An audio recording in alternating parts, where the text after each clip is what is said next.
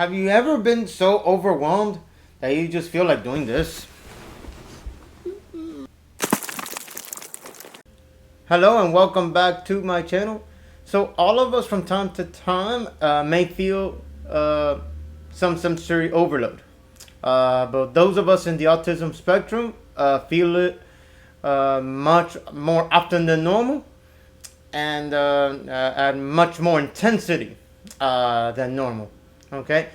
And the reason for that is because we have brains that are constantly processing information at a very high rate of speed, constantly, whether we want to or not, whether we're aware of it or not. Better way to put it, if we were cars, we would always be at 10,000 RPM. So what can we do about sensory overload? What can we do? So the first thing I would do is invest in a pair of headphones or earbuds. All right, it could be. Just make sure that if it's a pair of earbuds, make sure that they have the noise cancellation feature. All right, so that way it blocks the sound. Or headphones, just plain old headphones, the big ones. They block out almost all ambient noise, so they're perfect for the subway, for the bus. So you could put yourself in a little bubble. And the reason why this is a good idea is because if you have your headphones on, that saves your brain processing power.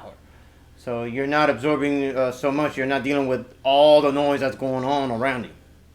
The next thing I would say is to declutter your living space or your workspace, or both. So you may ask, why? Why would you do that? What does that have to do with anything? Well, it has to do a lot.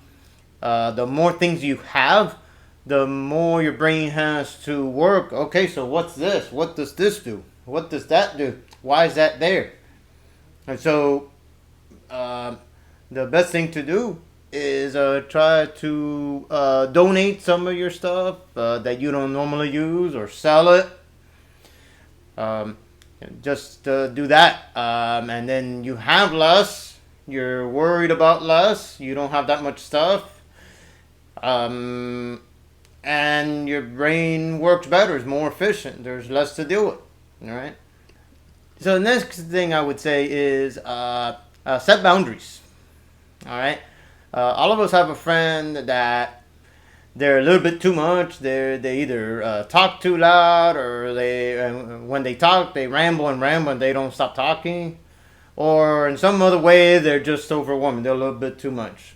In that situation, you don't have to cut them off entirely. What you do is just set boundaries. Hey, I'm gonna be here for 1 hour. After that, I'm gonna leave, or whatever that boundary is. You decide what that is. But just set that boundary, because you before you love others, you have to love yourself first. All right, so you want to set boundaries. Give your brain and your body time to recuperate and rest, and then go at it again the next day. All right. If you're in a party, my favorite tip is don't try to be a people pleaser. If you need to take a break and go outside, take a break and go outside. If other people think you're rude, that's on them. That's their problem. All right. Take that break if you need it. Go home early if you need to. Love yourself first. Okay. So something else I wanted to share with you guys. So I just launched an online store called the Jesse's Life in the Spectrum shop. All right. So in that store, we have autism awareness apparel and Christian apparel as well. Whatever I collect from that is going to be used to make more content just like this, and to spread awareness for autism, diversity, and also hopefully bring people closer to God. All right. So guys, thank you so much for tuning in today. My name is Jesse. If you found today's content valuable, please give it a thumbs up.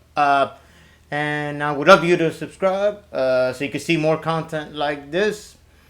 And as I always say, the best is yet to come. Love you all.